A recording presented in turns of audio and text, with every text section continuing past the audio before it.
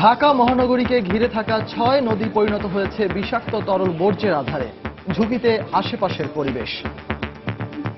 গন্ধের কারণে তো বাসায় থাকা যায় না। যারা এখানে গোসল করতে আসে এরা বিভিন্ন রকম রোগে আক্রান্ত হয়। বর্ষাকালে কালা হয়ে যায় পানি, মাছ টাছ আর পাওয়া যায় না।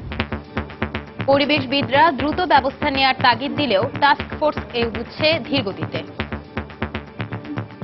আমরা তো উদ্যোগ মাত্র নিলাম, এটা আমাদের সকলের অংশগ্রহণ এবং সম্পৃক্ত থাকলে মনে করি বেশি দিন লাগবে না নদীকে ঠিক করার। সরকার উন্নয়ন এবং পরিবেশের ভারসাম্য রক্ষা করতে গিয়ে সবসময় শিল্প প্রতিষ্ঠানের পক্ষই নিয়ে নেয়। দেখছিলেন বিশেষ শিরোনাম। সন্ধ্যার সময়ের সঙ্গে আছি আমি সঞ্জানা চৌধুরী এবং আমি সজল মিত্র রিচার্ড। এবার অন্যান্য শীর্ষ সংবাদ। সুইজারল্যান্ডের দাভোসে শুরু হলো বিশ্ব অর্থনৈতিক ফোরামের বার্ষিক সম্মেলন। বিশেষ অতিথি হিসেবে যোগ দিলেন প্রধানমন্ত্রী শেখ হাসিনা।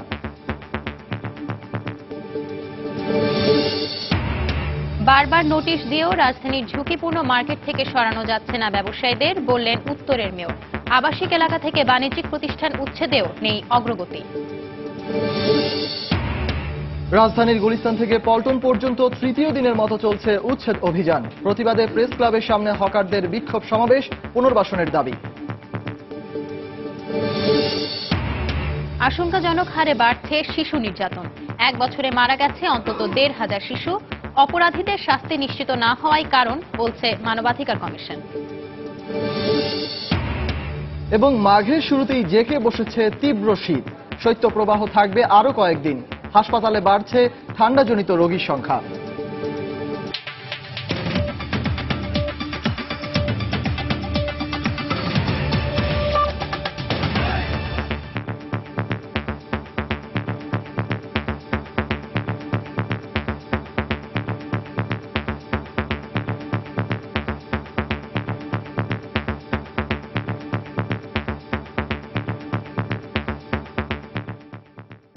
শুষ্ক মৌসুমের শুরু থেকেই ঢাকা মহানগরীকে ঘিরে থাকা 6টি নদীর দূষণ ভয়াবহ আকার ধারণ করেছে।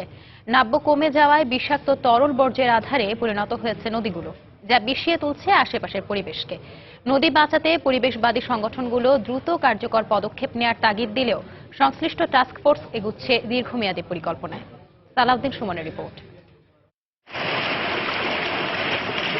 নদী তো নয়, যেন আলকাত্রার স্রোতধারা। বুড়িগঙ্গা, শীতলক্ষা, তুরাগ, ধলেশ্বরী, বংশী ও বালু নদীমাতৃক এই দেশের রাজধানী ঢাকাকে ঘিরে বহুকাল ধরে বয়ে চলা এই 6টি নদী কালের বিবর্তনে, অতিদূষণে আজ অস্তিত্ব সংকটে। এর মধ্যে বুড়িগঙ্গার অবস্থা সবচেয়ে ভয়াবহ। আইডিইবির তথ্যানুসারে ধলেশ্বরী ও বংশীবাদে অন্য 4টি নদীতে প্রতিদিন মিশে যাচ্ছে 1093টি শিল্প কারখানার বর্জ্য। এর মধ্যে ট্যানারি শিল্প 300টি, পোশাক শিল্প 500টি, ওষুধ শিল্প 125টি ও অন্যান্য শিল্প রয়েছে 168টি। নৌবাহিনীর এক প্রতিবেদন বলছে, ঢাকার চারপাশের নদীতে প্রতিদিন গড়ে 60 থেকে 65 হাজার ঘনমিটার বর্জ্য ফেলা হয়। মোট বর্জ্যের 60% ট্যানারি সহ অন্যান্য শিল্প খাতের। বাকি 40% মধ্যে ইট, কাঠ, প্লাস্টিক ও ধাতব পদার্থ সহ বিভিন্ন কঠিন বর্জ্য 15%। ঘর গৃহস্থালী সহ অন্যান্য বর্জ্য 15% এবং 10% রয়েছে নৌযান বর্জ্য। বিপুল পরিমাণ বর্জ্য বদলে দিচ্ছে পানির রং, দূষিত করছে পরিবেশ। গন্ধের কারণে তো বাসায় থাকা যায় না। যারা এখানে গোসল করতে আসে এরা বিভিন্ন রকম রোগে আক্রান্ত হয়। বিভিন্ন গবেষণার তথ্যানুসারে দূষণের কারণে ঢাকার চারদিকের নদীর পানিতে আশঙ্কাজনক হারে কমছে দ্রবীভূত অক্সিজেনের মাত্রা, যা একদিকে জলজ প্রাণীর জীবন নাশ করছে, অন্যদিকে সামগ্রিক পরিবেশের বিপর্যয় ঘটিয়ে হুমকির মুখে ফেলছে রাজধানীবাসীকে। অক্সিজেন শূন্যতায় শুষ্ক মৌসুমে বুড়িগঙ্গা, শীতলক্ষা ও তুরাগের কিছু অংশ অনেকটাই মাছ শূন্য হয়ে পড়ছে। একই কারণে অন্য নদীগুলো এই ভয়াবহ পরিণতিকে আলিঙ্গন করছে ধীরে ধীরে। বর্ষাকালে কালা হয়ে যায় পানি, মাছ টাছ আর পাওয়া যায় না। 5 বছর আগে যেরকম মাছ পাইছি, এই 5 বছর পরে থেকে এরকম মাছ আর পাই না। দূষণ ও দখল রোধে নৌ মন্ত্রণালয়ের উদ্যোগে 2009 সালে গঠিত টাস্ক ফোর্স কিছু অভিযান পরিচালনা ও কর্মকৌশল নির্ধারণ করলেও এখনো শুরু করতে পারেনি চূড়ান্ত কাজ। টেমস নদী পরিষ্কার করতে লেগেছিল প্রায় 50 থেকে 60 বছর। আমরা তো উদ্যোগ মাত্র নিলাম, এটা আমাদের সকলের অংশগ্রহণ এবং সম্পৃক্ত থাকলে মনে করি বেশি দিন লাগবে না নদীকে ঠিক করার। নদী রক্ষায় সরকারকে আরো বেশি তৎপর হওয়ার তাগিদ দিচ্ছে পরিবেশবাদী সংগঠনগুলো। নদী দূষণ রোধ করার ক্ষেত্রে সরকারের রাজনৈতিক অঙ্গীকার কম। সরকার উন্নয়ন এবং পরিবেশের ভারসাম্য রক্ষা করতে গিয়ে সবসময় শিল্প প্রতিষ্ঠানের পক্ষই নিয়ে নেয়। হাজারীবাগ থেকে ট্যানারি সরিয়ে নেওয়ার উদ্যোগ বুড়িগঙ্গা রক্ষায় ইতিবাচক ভূমিকা রাখবে বলে মনে করেন পরিবেশবিদরা। তাদের মতে নদীতে বর্জ্য ফেলা বন্ধ করা গেলে ফিরবে ঢাকার নদীর পুরনো রূপ। সালাউদ্দিন সুমন, সময় সংবাদ, ঢাকা। সুইজারল্যান্ডের দাভোসে শুরু হলো বিশ্ব অর্থনৈতিক ফোরামের 47তম বার্ষিক সম্মেলন। বাংলাদেশ সময় বিকেল 4টার পর দাভোসের কংগ্রেস হলে উদ্বোধনী পর্বের মধ্য দিয়ে শুরু হয় এবারের সম্মেলনের মূল আনুষ্ঠানিকতা। প্রতিবেদনশীল এবং দায়িত্বশীল নেতৃত্ব প্রতিপাদ্যে এবারের সম্মেলনে যোগ দিয়েছেন বিভিন্ন দেশের সরকার প্রধান, রাষ্ট্রপ্রধান, বিশেষজ্ঞ সহ প্রায় 2000-এরও বেশি প্রতিনিধি। উদ্বোধনী বক্তা হিসেবে বক্তব্য রাখেন চীনের প্রেসিডেন্ট শি জিনপিং। বিশেষ অতিথি হিসেবে উদ্বোধনী পর্বের ওই অনুষ্ঠানে যোগ দিয়েছেন প্রধানমন্ত্রী শেখ হাসিনাও। এবারের সম্মেলনে শিল্প, বাণিজ্য, বিনিয়োগ, উন্নয়ন ও নিরাপত্তা এই 5 বিষয়ের উপর গুরুত্ব আরোপ করে পরবর্তী করণীয় নির্ধারণ করা হবে। মঙ্গলবার সুইজারল্যান্ডের দাভোসে বিশ্ব অর্থনৈতিক ফোরামের প্রতিষ্ঠাতা ও এর নির্বাহী সভাপতি ক্লাউস শুয়াবের বক্তৃতার মধ্য দিয়ে শুরু হয় সম্মেলনের মূল পর্ব। এর পরপরই 47তম এই বার্ষিক সম্মেলনের উদ্বোধনী বক্তা হিসেবে ভাষণ রাখেন চীনের প্রেসিডেন্ট শি জিনপিং। বিশ্ব অর্থনীতি পুনরুদ্ধার ও মুক্ত বাণিজ্য অব্যাহত রাখতে অবদান রাখার প্রতিশ্রুতি দেন তিনি। বিশ্বে যেসব সমস্যা রয়েছে তার কারণ অর্থনৈতিক বিশ্বায়ন নয়। আপনি পছন্দ করুন আর নাই করুন, এটি মহাসাগরের মতো। কেউ চাইলেই অর্থনৈতিক বিশ্বায়ন থেকে বের হতে পারবে না। আমাদেরকে অবশ্যই মুক্ত বাণিজ্য, অবাধ বিনিয়োগকে উৎসাহিত করতে হবে। বাণিজ্য যুদ্ধে পুরোপুরি জয় পাওয়া কারো পক্ষে সম্ভব নয়। এবারের সম্মেলনে বিশ্বের বিভিন্ন দেশের সরকার প্রধান, ব্যবসায়ী নেতা ও বুদ্ধিজীবী সহ 2500 প্রতিনিধি অংশ নিচ্ছেন। জোটের সদস্য রাষ্ট্র না হলেও বিশেষ অতিথি হিসেবে সম্মেলনে যোগ দিয়েছেন বাংলাদেশের প্রধানমন্ত্রী শেখ হাসিনা। তিনি দাভোসের বিভিন্ন সেশন ও সেমিনারে অংশগ্রহণের পাশাপাশি বিভিন্ন দেশের ব্যবসায়ী নেতাদের সঙ্গে বৈঠক করবেন। এসব বৈঠকে সাম্প্রতিক সময় দেশের উন্নয়ন কর্মকাণ্ড তুলে ধরার মধ্য দিয়ে বিশ্ব দরবারে বাংলাদেশের ভাবমূর্তি আরও উজ্জ্বল হবে বলে মনে করছেন বিশ্লেষকরা।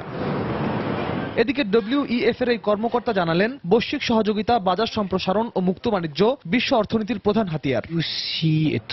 আমরা দেখছি দিন দিন সংরক্ষণবাদের দিকে ঝুঁকে পড়া দেশের সংখ্যা বাড়ছে, কিন্তু এটি বিশ্ব অর্থনীতির জন্য অনেক বড় হুমকি। বিশ্বায়ন কোনো অভিশাপ নয় যে একে রোধ করতে হবে। আশা করি এবারের সম্মেলনে বিশ্ব নেতারা বৈশ্বিক সহযোগিতা রক্ষার বিষয়ে কার্যকর আলোচনায় সক্ষম হবেন।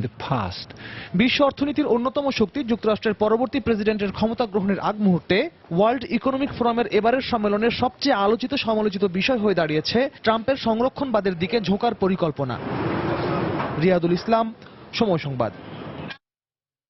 বিশ্ব অর্থনৈতিক ফোরামের এবারের সম্মেলনে তথ্য প্রযুক্তি খাতে বাংলাদেশের উন্নয়ন বিশ্ব নেতাদের সামনে তুলে ধরা হবে বলে জানিয়েছেন তথ্য ও যোগাযোগ প্রযুক্তি প্রতিমন্ত্রী জুনাইদ আহমেদ পলক। মঙ্গলবার সুইজারল্যান্ডের দাভোসে তিনি সময় সংবাদকে জানান, ডিজিটাল বাংলাদেশ নির্মাণে চলমান বিভিন্ন উন্নয়ন প্রকল্প নিয়েও আলোচনা হবে। বিভিন্ন সেশনে বাংলাদেশের উন্নয়ন অগ্রযাত্রা এবং ডিজিটাল ইকোনমি, ক্লাইমেট চেঞ্জ এগুলো বিষয়কেই প্রাধান্য দেওয়া হয়েছে।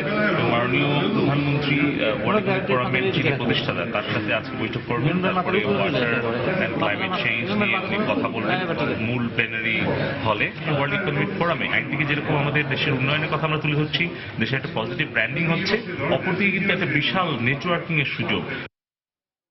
সন্ধ্যার সময় আরো থাকছে। 2.5 মাসের বেশি সময় আটক থাকার পর কারাগার থেকে মুক্তি পেলেন নাসিরনগরে ধর্ম অবমাননা মামলার আসামি রসরাজ দাস।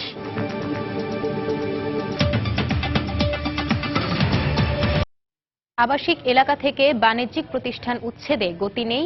মন্ত্রিসভার বেঁধে দেওয়ার সময় পেরিয়েছে আরো 3 মাস আগে, কিন্তু আবাসিক এলাকায় এক সময় অনুমোদন পাওয়া বাণিজ্যিক প্রতিষ্ঠানগুলো তো আছেই, বহাল তবিয়তে রয়েছে অনুমোদনবিহীন প্রতিষ্ঠানগুলো। এ কারণে নিরাপত্তা নিয়ে শঙ্কামুক্ত নয় গুলশান, বনানী, বারিধারার মতো স্পর্শকাতর কূটনৈতিক এলাকাগুলো।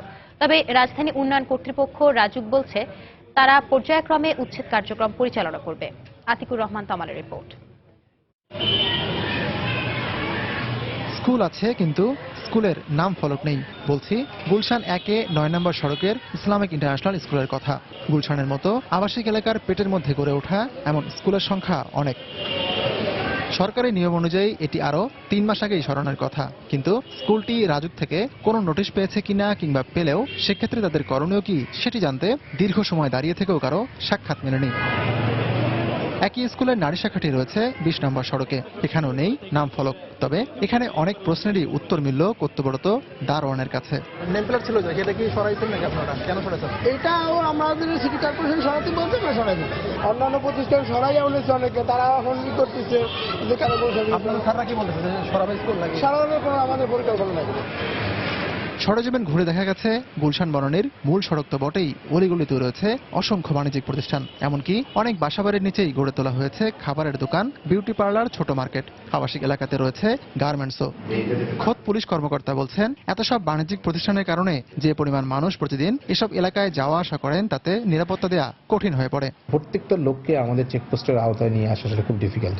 তারপরে আমরা চেষ্টা করি আমাদের চেকপোস্ট দিয়ে তাদেরকে আমাদের নজরদারির মধ্যে নিয়ে আসার জন্য। কমার্শিয়াল কারণে যে মানুষ এখানে আসছেন তাদের যদি একটা সুন্দর ব্যবস্থাপনা করে দেওয়া যায়, সেক্ষেত্রে অবশ্যই নিরাপত্তা ব্যবস্থা অধিকতর জোরদার করা সম্ভব হবে। একই কারণে দিনভর দীর্ঘ যানজটের ভোগান্তিও পোহাতে হয়।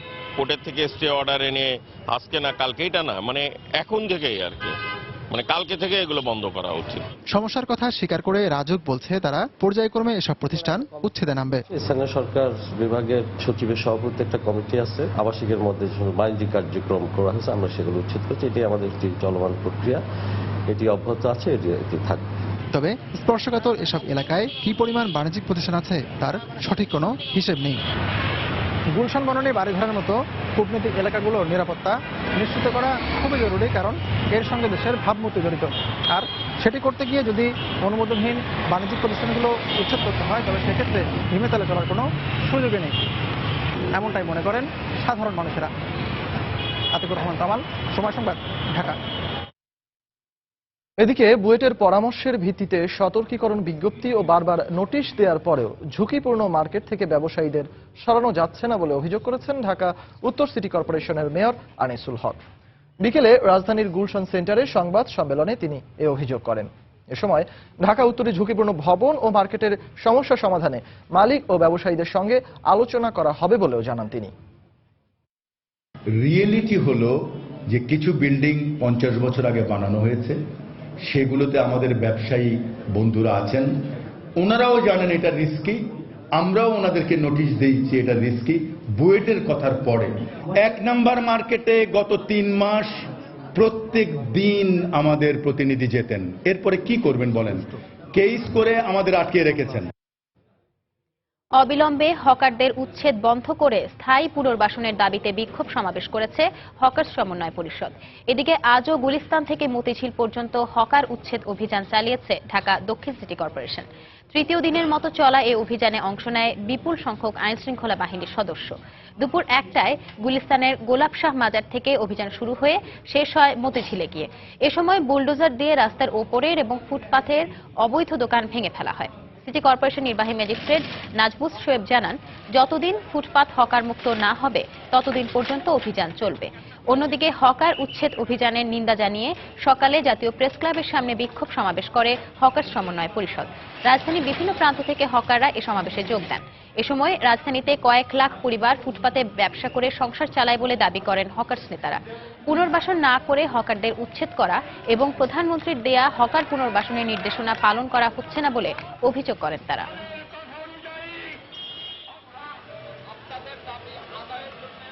আপনি অবিলম্বে আমাদেরকে পুনর্বাসন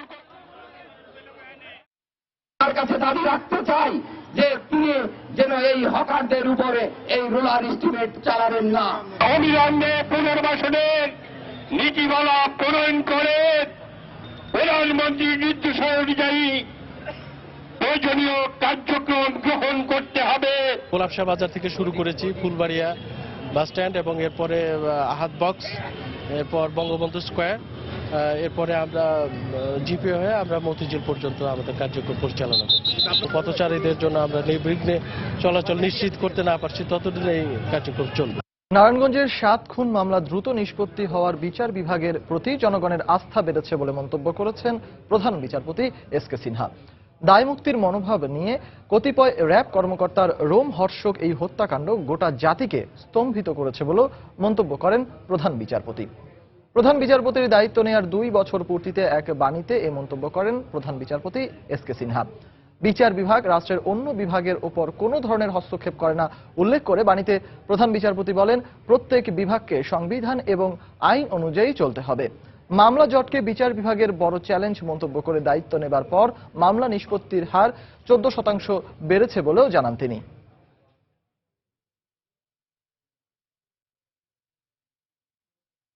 বিএনপির আন্দোলনে নামার কোনো সাহস নেই মন্তব্য করে সড়ক পরিবহন ও সেতুমন্ত্রী ওবায়দুল কাদের বলেছেন, বিএনপি নালিশ সর্বস্ব দলে পরিণত হয়েছে। সকালে সাভারের হেমায়েতপুরে সড়ক দুর্ঘটনা প্রতিরোধে সচেতনতামূলক প্রচারে অংশ নিয়ে তিনি একথা বলেন। বিএনপির নামটা এখন তাদের পরিবর্তন করে বাংলাদেশ নালিশ পার্টি রাখা উচিত, কারণ নালিশ ছাড়া তাদের আর কিছু নেই। সাহস যদি থাকে তাহলে ওই কমিটির 596 জন সদস্য আছে, মোট নেতা আছে, এই 596 জন ঢাকায় একটা মিছিল করে দেখা, তারা কেউ বাইরে যায় না, রাস্তায় বের হয় না, তো কর্মীরা কি করে আন্দোলনে শরিক হবে? আন্তর্জাতিক মানবাধিকার সংস্থা হিউম্যান রাইটস ওয়াচ একটি ভাড়াটে সংগঠন এবং তারা বিএনপি জামায়াতের পক্ষে কাজ করে বলে মন্তব্য করেছেন আওয়ামী লীগের প্রচার ও প্রকাশনা সম্পাদক ডক্টর হাসান মাহমুদ। সকালে রাজধানীর ধানমন্ডিতে দলীয় সভাপতির রাজনৈতিক কার্যালয়ে এক সংবাদ সম্মেলনে এমন মন্তব্য করেন তিনি। এ সময় বাংলাদেশের আর্সেনিক পরিস্থিতি নিয়ে সাম্প্রতিক সময়ে হিউম্যান রাইটসের প্রকাশিত রিপোর্ট মিথ্যা, বানোয়াট ও ভিত্তিহীন বলেও মন্তব্য করেন Hasan Mahmud. Human rights watch হচ্ছে যুদ্ধাপরাধীদের পক্ষে ভাড়া খাটে, বাংলাদেশের একটি নির্দিষ্ট রাজনৈতিক দলের পক্ষে, বিএনপি জামাতের পক্ষে তারা ভাড়া খাটে। এটি তাদের সাম্প্রতিক কর্মকাণ্ডে এটি প্রমাণিত। বিএনপি এখন বিভিন্ন এনজিওর বিবৃতি নির্ভর একটি দলে রূপান্তরিত হয়েছে। এনজিওর বিবৃতির উপর নির্ভর করে তারা বক্তৃতা বিবৃতি দিচ্ছে। নির্বাচন কমিশন পুনর্গঠনের ব্যাপারে সরকারি দল আন্তরিক না হলে রাষ্ট্রপতির পক্ষে ভালো কিছু করা সম্ভব হবে না, এমন মন্তব্য করেছেন বিএনপি স্থায়ী কমিটির সদস্য খন্দকার মোশাররফ হোসেন। বিকেলে জাতীয় প্রেস ক্লাবে এক আলোচনা সভায় তিনি একথা বলেন। এছাড়া গণতান্ত্রিক পদ্ধতিতে সরকার আন্দোলন করতে না দিলে ভিন্ন কৌশলে বিএনপি আন্দোলনের কথা ভাবছে বলেও জানান তিনি। সরকার যদি আন্তরিক না হয়, মহামান্য রাষ্ট্রপতি কিছু করতে পারবেন না। যখন আমরা দেখব যে সার্চ কমিটি গঠন হয়েছে, দেশের জনগণই বুঝতে পারবে, সেই সার্চ কমিটি নির্বাচন কমিশন গঠন করবে। জনগণ থেকে শুরু করে সকলে আপনারা বুঝতে পারবেন, যদি সরকার একই খেলায় থাকে অবশ্যই আমরা এই সরকারের বিরুদ্ধে এবং ভবিষ্যতে যে তাদের পরিকল্পনা খায়েশ তার বিরুদ্ধে অবশ্যই জনগণকে নিয়ে আমরা রাস্তায় নামব। সন্ধ্যার সময় আরো থাকছে। সিরিজের শেষ টেস্ট খেলতে ক্রাইস্টচার্চে বাংলাদেশ জাতীয় ক্রিকেট দল, ইনজুরির কারণে খেলা অনিশ্চিত অধিনায়ক মুশফিকুর রহিমের।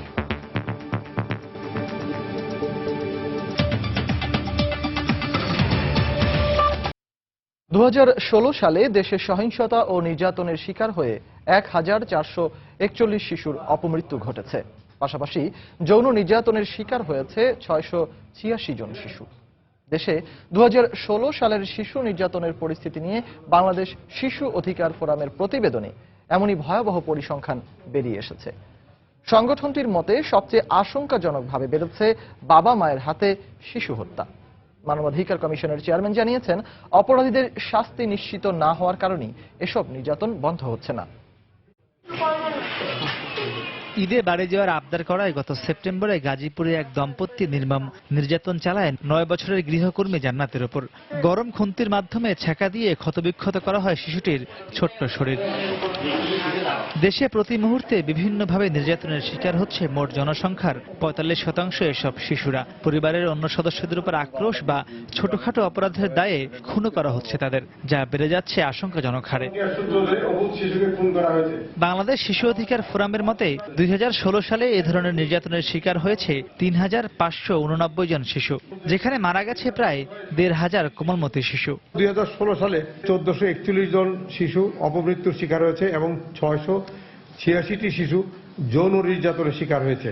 বাবা মায়ের হাতে শিশু হত্যার সংখ্যাটা বেড়েছে 57.5%। 2016 সালে 64টি শিশু বাবা মায়ের হাতে নিহত হয়, অর্থাৎ গড়ে প্রতি মাসে অন্তত 5টি শিশু বাবা মায়ের নির্মমতায় প্রাণ হারায়।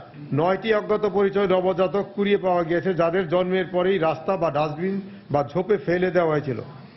এছাড়াও অজ্ঞাত পরিচয় 28টি শিশুর লাশ পাওয়া গেছে, যা 99%ই নবজাতক। তাদের মতে শ্রমজীবী শিশুদের তুচ্ছ ঘটনায় মিথ্যা অপবাদ দিয়ে কিংবা পারিবারিক কলহের জেরেও শিশুদের হত্যা করা হচ্ছে। বিচারহীনতা এবং বিচার প্রক্রিয়ার দীর্ঘসূত্রিতা অব্যাহত রয়েছে আগের মতোই এবং পরকীয়ার সূত্র ধরে অবুঝ শিশুকে খুন করা হয়েছে। মানবাধিকার কমিশনের চেয়ারম্যানের মতে শিশুদের অধিকার রক্ষায় শিশু কমিশন গঠনের পাশাপাশি আইনের কঠোর প্রয়োগ বাড়াতে হবে। এই বাবা মার হাতে যেটা এটা একটা কি বলবো অস্থির মানসিকতার থেকে এটা হয়েছে, বিকৃত মানসিকতার থেকে এটা হয়েছে। তো এটা তাদেরকে আমরা কিন্তু এটাকে মানসিকতা দূর করার জন্য তাদের সাথে আমাদের কথা বলে করতে হবে। পারপেটরের বিচারটা নিশ্চিত করার জন্য, তাদেরকে শাস্তি নিশ্চিত করার জন্য আমাদেরকে সর্বোচ্চ প্রচেষ্টা চালাতে হবে। এছাড়া শিশু নির্যাতন বন্ধে বাবা মায়ের পাশাপাশি স্থানীয় জনপ্রতিনিধিদেরও আরো বেশি দায়িত্ব পালন করা উচিত বলে মনে করে শিশু অধিকার ফোরাম। মাহমুদ রাকিব, সময় সংবাদ, ঢাকা। রাষ্ট্রপতি মোহাম্মদ আব্দুল হামিদ শিক্ষার্থীদেরকে কর্মজীবনেও দেশ ও জাতির স্বার্থকে অগ্রাধিকার দেওয়ার আহ্বান জানিয়েছেন। বিকেলে বঙ্গবন্ধু আন্তর্জাতিক সম্মেলন কেন্দ্রে জাতীয় বিশ্ববিদ্যালয়ের প্রথম সমাবর্তনে তিনি এই আহ্বান জানান। শিক্ষার্থীদেরকে মুক্তিযুদ্ধ সহ বাঙালির প্রতিটি আন্দোলন সংগ্রামের ইতিহাস জানারও আহ্বান জানান রাষ্ট্রপতি। জাতীয় বিশ্ববিদ্যালয়ের দেয়া সমাবর্তনে চলতি বছর 5000 শিক্ষার্থী অংশ নেন। অনুষ্ঠানে শিক্ষামন্ত্রী নুরুল ইসলাম নাহিদ সহ জাতীয় বিশ্ববিদ্যালয়ের ভাইস চ্যান্সেলর হারুনুর রশিদ উপস্থিত ছিলেন।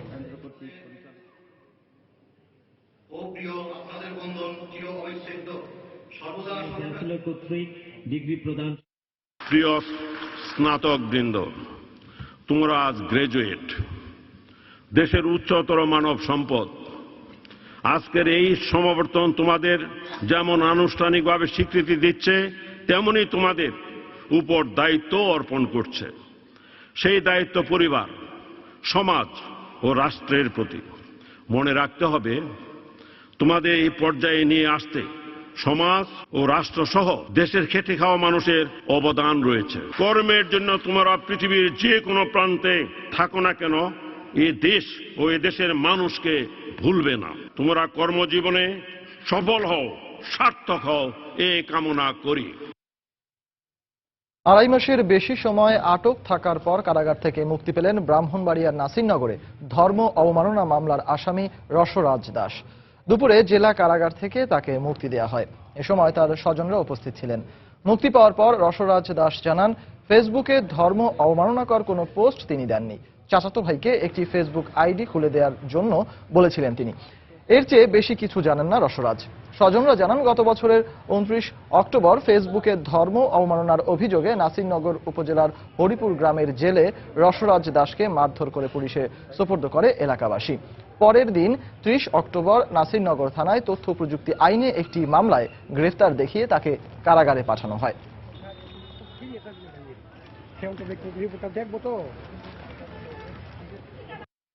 শুরু ভাই আছে সাস্তল ভাই ইয়ারে কইছিলাম কি তুই এটা পুলিশ মানে খোলার পরে মানে আমি হৃদয় কইছিলাম হওয়ার পরে মানে আমি তো এই ব্যবহার মানে আমি আর মানে আমি তো সারাদিন মাছ ধরা থাকি মানে কয়বার সুযোগ দিছে না মানে আর বাজার ধরলে দিতেছে বাজার আনার পরে আমি তো মানে একে দুই করতে মানুষ প্রচুর মানুষ জমে আছে তোমার পরে আমার পুলিশ হাতে তুলেছে এই যুদ্ধ জানি আমার তো ছেলে রাখছে আমার একা একা রাখছে তো মানে 24 ঘন্টা লক আপ।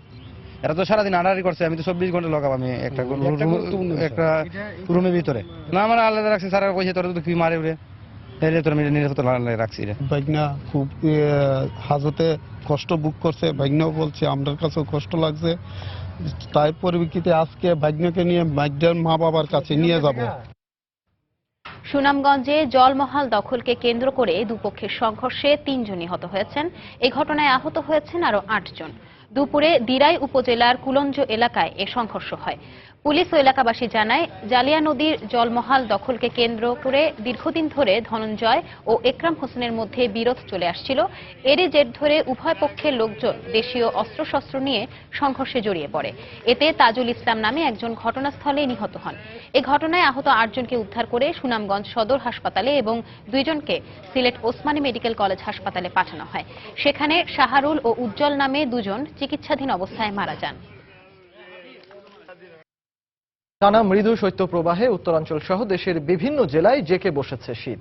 ঘন কুয়াশা ও হিমেল হাওয়ায় ব্যাহত হচ্ছে জনজীবন। আর শীতের তীব্রতা বাড়ায় বিভিন্ন জেলায় বেড়েই চলেছে ঠান্ডাজনিত রোগীর সংখ্যা। আবহাওয়া অধিদপ্তরের তথ্য মতে শীতের এ তীব্রতা অব্যাহত থাকতে পারে আরও কিছুদিন। এদিকে আজ পঞ্চগড়ের তেঁতুলিয়ায় সর্বনিম্ন 6.04 ডিগ্রি সেলসিয়াস তাপমাত্রা রেকর্ড করা হয়েছে। ব্যুরো প্রতিবেদক এবং জেলা প্রতিনিধিদের পাঠানো তথ্য ও ছবি নিয়ে ডেস্ক রিপোর্ট। গেল এক সপ্তাহ ধরেই রাজশাহীতে বয়ে চলেছে মাঝারি শৈত্যপ্রবাহ। দিন গড়ালে রোদ উঠলেও সূর্যের উত্তাপ কম থাকায় এবং প্রচণ্ড ঠান্ডা বাতাসে বিপর্যস্ত নগর জীবন। আগামী আরও এক সপ্তাহ এই শৈত্যপ্রবাহ অব্যাহত থাকবে বলে জানিয়েছে আবহাওয়া অফিস। কুয়াশা বেশি, হাত পা কনকন করে ঠান্ডাতে, একবারে কাজকাম রাজশাহী শহরে হারাই গেছে। বর্তমান কোন রকম গাড়ির জমাটা উঠতেছে। তাপমাত্রা কমে যাওয়ায় শীতের তীব্রতা বেড়েছে কুড়িগ্রামেও। উত্তরের কনকনে হিমেল হাওয়ায় ব্যাহত হচ্ছে স্বাভাবিক জীবনযাত্রা। প্রচণ্ড কুয়াশার কারণে দিনের বেলাতেও হেডলাইট জ্বালিয়ে চলাচল করছে যানবাহন। এমন ঠান্ডা সকালে আর বেলার পর দিনে ঠান্ডাতে বুড়ে মানুষের অসুবিধা আছে। কামা দিয়ে গাই ঠান্ডা দিয়ে বেলার পর দিয়ে কাজ করে মানুষ দিয়ে।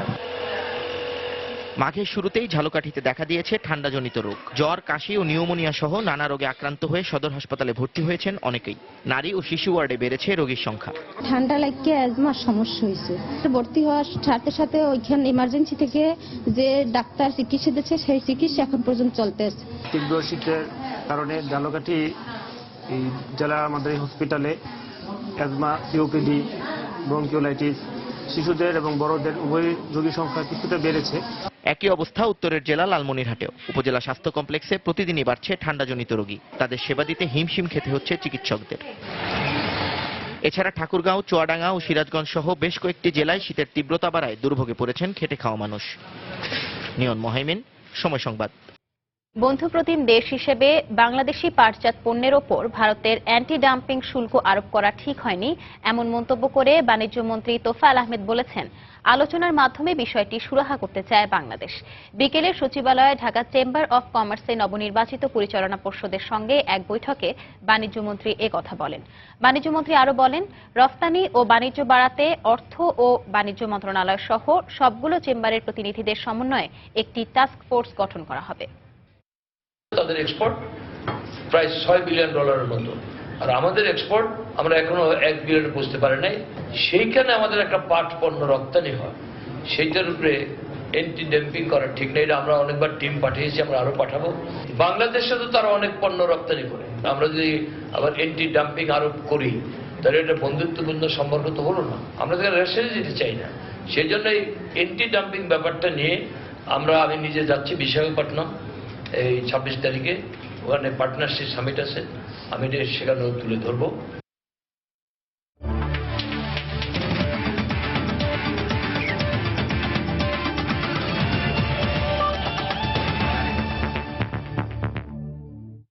বাংলাদেশ নিউজিল্যান্ড সিরিজের খবর। শেষ টেস্ট খেলতে বাংলাদেশ ক্রিকেট দল এখন ক্রাইস্টচার্চে।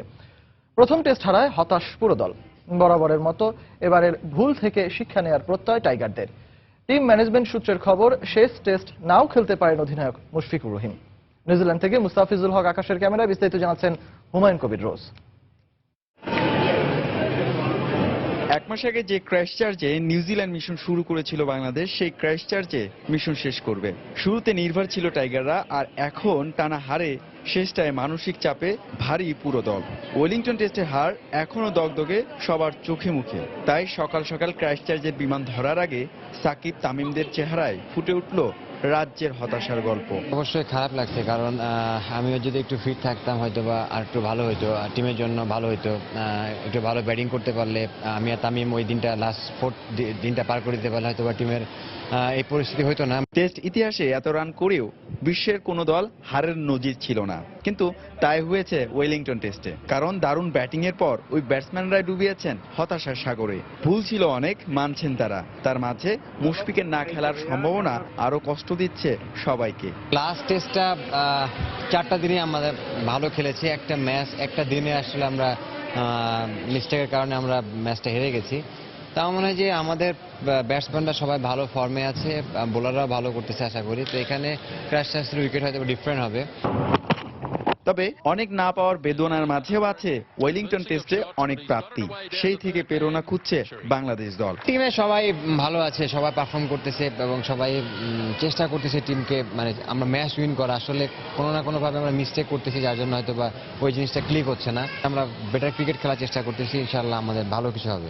ওয়েলিংটনের বেসিং রিজার্ভের উইকেট ব্যাটসম্যানের পক্ষে কথা বললেও ক্রাইস্টচার্চের হেগলি ওভালের উইকেট হতে পারে পেস বান্ধব। তাহলে তো মিশনের শেষ গল্পে অগ্নি পরীক্ষা দিতেই হবে বাংলাদেশের ব্যাটসম্যানদের, কারণ হেগলি ওভালের গতি আর বাউন্স যে দুর্বিষহ। হুমায়ুন কবির রোজ, সময় সংবাদ, ক্রাইস্টচার্চ, নিউজিল্যান্ড। সন্ধ্যার সময়ে এই পর্যায়ে শীর্ষ সংবাদ জানিয়ে দিচ্ছি আরেকবার। ঢাকা মহানগরীকে ঘিরে থাকা 6টি নদী পরিণত হয়েছে বিষাক্ত তরল বর্জ্যের আধারে। দ্রুত পদক্ষেপের তাগিদ থাকলেও টাস্কফোর্স এগুচ্ছে ধীরগতিতে। সুইজারল্যান্ডের দাভোসে শুরু হলো বিশ্ব অর্থনৈতিক ফোরামের বার্ষিক সম্মেলন। বিশেষ অতিথি হিসাবে যোগ দিলেন প্রধানমন্ত্রী শেখ হাসিনা। বারবার নোটিশ দিয়েও রাজধানীর ঝুঁকিপূর্ণ মার্কেট থেকে সরানো যাচ্ছে না ব্যবসায়ীদের, বললেন উত্তরের মেয়র। আবাসিক এলাকা থেকে বাণিজ্যিক প্রতিষ্ঠান উচ্ছেদেও নেই অগ্রগতি। রাজধানীর গুলিস্তান থেকে পল্টন পর্যন্ত তৃতীয় দিনের মতো উচ্ছেদ অভিযান। প্রতিবাদে প্রেস ক্লাবের সামনে হকারদের বিক্ষোভ সমাবেশ, পুনর্বাসনের দাবি। আশঙ্কাজনক হারে বাড়ছে শিশু নির্যাতন। 1 বছরে মারা গেছে অন্তত 1,500 শিশু। অপরাধীদের শাস্তি নিশ্চিত না হওয়ায় কারণ, বলছে মানবাধিকার কমিশন। এই ছিল সন্ধ্যার সময়ে। যে কোনো খবর পেতে ভিজিট করুন সময় নিউজ.tv আর সঙ্গে থাকুন সময়।